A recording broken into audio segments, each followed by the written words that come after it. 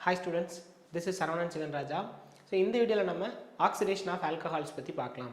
So guys இதை பற்றி நம்ம ஆல்ரெடி ப்ரிப்பரேஷன் ஆஃப் ஆல்கஹால்ஸில் ஒரு ஜென்ரலான ஃபார்முலா மாதிரி நான் உங்களுக்கு ஆல்ரெடி சொல்லி தந்திருந்தேன் இல்லைங்களா. ஸோ அது தெரிஞ்சுது அப்படின்னா இந்த ஆக்சிடேஷன் ஆஃப் ஆல்கஹால்ஸ் வந்து ரொம்ப ரொம்ப easy guys. Oxidation of alcohols தெரிஞ்சுக்கிறதுக்கு முன்னாடி உங்களுக்கு சில பேசிக்கான விஷயத்த நான் சொல்லி தந்துடுறேன். ஸோ கைஸ் இந்த ஆக்சிடேஷன் ஆஃப் ஆல்கஹால்ஸ் வந்து இந்த ஆல்கஹால் பாடத்துக்கு மட்டும் கிடையாது, ஆல்டிஹைட் அடுத்தது யூனிட் 12 படிப்போம் இல்லையா, கார்பனைல் காம்பவுண்ட்ஸ் அதுக்கும் வரும், அதுக்கு அடுத்தது நீங்கள் படிக்கக்கூடிய ஆசிட்ஸுக்கும் வரும். ஸோ இது ஒரு ஜென்ரல் ஃபார்முலா, அதை நல்லா நீங்கள் புரிஞ்சு வச்சுக்கோங்க. எப்போவுமே கைஸ் நீங்கள் ஒரு ஆல்கஹால் எடுத்து அதை ஆக்சிடைஸ் பண்ணீங்க அப்படின்னா ஒரு ஆல்டிஹைட் தான் வரும்.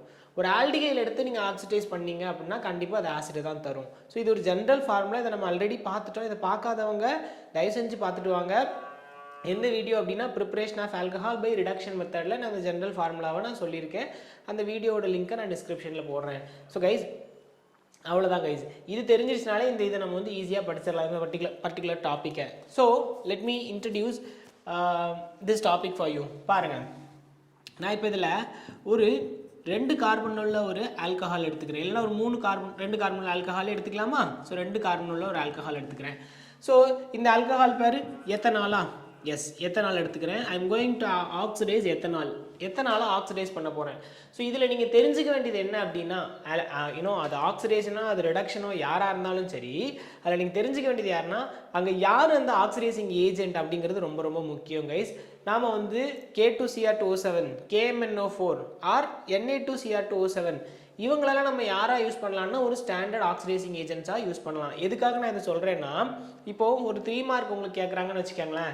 ஸோ இந்த மாதிரி உங்களுக்கு ஒரு ரியாக்டண்ட்டை மட்டும் கொடுத்துட்றாங்க. ரியாக்டண்ட்டை மட்டும் கொடுத்துட்டு இந்த இடத்துல acidified Na2Cr2O7 R K2Cr2O7, Na2Cr2O7, K2Cr2O7, இந்த எண்ணெய்க்கு மேலே K இருக்கும். ஸோ அது பொட்டாசியம் டைக்ரோமேட், இது வந்து சோடியம் டைக்ரோமேட். ரெண்டுமே என்ன பண்ணணும், ஆக்சிடேஷன் தான் பண்ணுங்க கைஸ். இப்படி கொடுத்துட்டாங்கன்னா கன்ஃபியூஸே ஆகாதீங்க, ரொம்ப ஈஸி.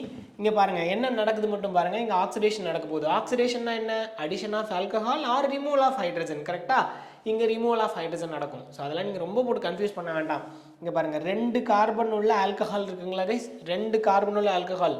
இதை நீங்கள் அசிடிஃபைடு Na2Cr2O7 போட்டிங்கன்னா அங்கே நடக்கக்கூடியது ஆக்சிடேஷன். ஸோ ஆக்சிடேஷன் ஆச்சுன்னா 2 கார்பன் உள்ள ஆல்கஹாலை ஆக்சிடைஸ் பண்ணால் 2 கார்பன் உள்ள ஆல்டிகைட் கிடைக்கும். 2 கார்பன் உள்ள ஆல்டிகைட் என்னது, அசிட்டால்டிகைட் ஆர் எத்தனால். அவ்வளோதான், இது இப்படி தான் நீங்கள் படிக்கணும் கைஸ். இது வெரி ஈஸி. மறுபடியும் நீங்கள் அசிடிஃபைட் K2Cr2O7 போட்டிங்கன்னு வச்சுக்கோங்களேன், Na2Cr2O7 போட்டிங்கன்னா மறுபடியும் என்ன ஆகும், ஆக்சிடைஸ் ஆகுமா. அப்போ 2 கார்பன் உள்ள ஆல்டிகைட் ஆக்சிடைஸ் பண்ணால் நமக்கு கிடைக்கிறது என்ன கிடைக்கும், 2 கார்பன் உள்ள ஆசிட். அவ்வளோதானே, எத்தனாயிக் ஆசிட். முடிஞ்சுதுங்களா. So it's very very easy guys. நீங்கள் இது புரிஞ்சுக்கிட்டீங்க அப்படின்னா இது ரொம்ப ரொம்ப ரொம்ப ரொம்ப ரொம்ப ஈஸி. ஸோ 2 கார்பன் உள்ள ஆல்கஹாலை ஆக்சிடைஸ் பண்ணால் 2 கார்பன் உள்ள ஆல்டிகைட் கிடைக்குது. 2 கார்பன் உள்ள ஆல்டிகைட் ஆக்சிடைஸ் பண்ணால் 2 கார்பன் உள்ள ஆசிட் கிடைக்குது. அவ்வளோதான். இதில் இன்னொரு டெக்னிக் என்ன அப்படின்னு பார்த்தீங்கன்னா, இது வந்து ஒரு பிரைமரி ஆல்கஹால். கரெக்டாக ஒரு பிரைமரி ஆல்கஹால் ஆக்சிடைஸ் பண்ணிங்கன்னா ஆல்டிகைட் வரும். இதே நீங்கள் ஒரு செகண்டரி ஆல்கஹால் ஆக்சிடைஸ் பண்ணிங்கன்னு வச்சுக்கோங்களேன், உங்களுக்கு என்ன கிடைக்கும்னா கீட்டோன் கிடைக்கும் கைஸ். இங்கே பாருங்கள். ஸோ இது ஒரு செகண்டரி ஆல்கஹாலா. ஸோ இதோட பேர் என்ன, ப்ரோப்பன் 2-ஆல். கரெக்டா. ஸோ இதோட பேர் ப்ரோப்பன் 2-ஆல்.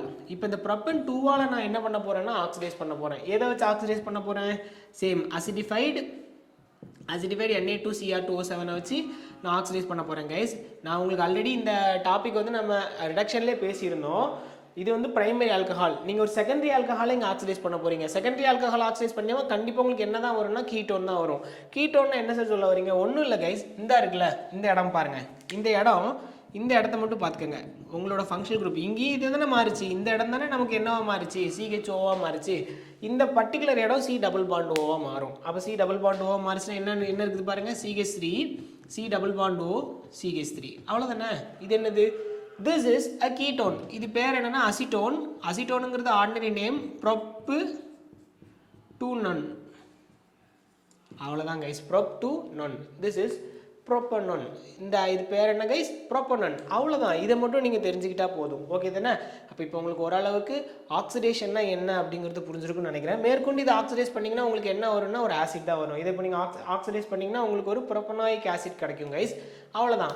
ஸோ இதில் நீங்கள் இன்னும் தெரிஞ்சுக்க வேண்டியது என்னென்னா, சார் நீங்கள் வந்து இப்போ ஆக்சிடைசிங் ஏஜென்ட்ஸ் யாரெல்லாம் சார் சொன்னீங்கன்னு கேட்டிங்கன்னா, நான் உங்களுக்கு சொன்னது யாருன்னா Na2Cr2O7 ஒரு ஆக்சிடைசிங் ஏஜென்ட்டாக சொன்னோம் கரெக்டுங்களா? அசிடிஃபைடு Na2Cr2O7, அதே மாதிரி K2Cr2O7, அப்புறம் KMnO4, இவங்கெல்லாம் யார்? Oxidising agents. So this is very very important. இவங்கெல்லாம் யாருன்னா ஏஜென்ட்ஸ்.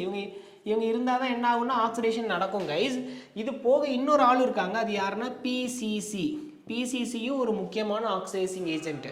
பிசிசி யாருன்னா பிரிடியம் குளோரோக்ரோமேட். இவரும் என்ன பண்ணுவார்னா ஆக்சிடேஷன் பண்ணுவார். புரிஞ்சுதுங்களா? ஆல்ரெடி நாம் ஒரு ஆக்சிடைசிங் ஏஜென்ட்ஸ் படிச்சிருந்தோம். எங்கள் ப்ரிப்பரேஷன் ஆஃப் கிளைகாலில் பேஸ் ரியேஜன் ஒரு ஆக்சிடைசிங் ஏஜென்ட் படிச்சிருந்தோமா? அது என்னது பேஸ் ரியேஜன்னா? யோசிச்சு பாருங்க. கோல்டு டைல்யூட் ஆல்கலின் KMnO4 படிச்சிருந்தாங்களா கைஸ்? கோல்டு டைல்யூட், நமக்கு டைல்யூட் கொடுத்துருக்க மாட்டாங்க. கோல்டு ஆல்கலின் KMnO4 படிச்சிருந்தோம். எத்திலீன்லேருந்து எத்திலீன் கிளைகாலாக மாற்றி இருந்துச்சு கரெக்டாக. ஈத்தேன்லேருந்து ஈத்தேன் 1,2 டையாலாம் மாற்றி இருந்துச்சு. அதையும் நான் இப்போ கொஞ்சம் உங்களுக்கு ஞாபகப்படுத்துகிறேன். ஸோ இது பிசிசி. இதை போட்டாலும் உங்களுக்கு என்ன நடக்கும்னா ஆக்சிடேஷன் நடக்கும். 3 கார்பன் உள்ள ஆல்கஹால் எடுத்தாங்கன்னா உங்களுக்கு 3 கார்பன் உள்ள ஆல்டிகேட் கிடைக்கும் இல்லையா? So this is pyridinium chlorochromate. இதுவும் உங்களுக்கு என்னவா யூஸ் ஆகும்னா ஆக்சிடைசிங் ஏஜென்ட்ஸாக மாறும். ஸோ கைஸ் இவ்வளோதான். ஸோ இந்த வீடியோவில் ஆக்சிடைசிங் எப்படி பண்ணுறது அப்படின்னு நீங்கள் தெரிஞ்சிருப்பீங்கன்னு நினைக்கிறேன். இதை அப்படியே ரிவர்ஸில் பண்ணிங்கன்னா உங்களுக்கு வந்து என்ன ஆகும்னா ரிடக்ஷன் ஆகும். ஸோ இதை நம்ம எங்கே பார்ப்போம்னா அப்கமிங் டாபிக்ஸில் பார்ப்போம். ஸோ நாம் அடுத்த ஒரு வீடியோவில் இன்னொரு ரியாக்ஷனோட பார்ப்போம். So thank you.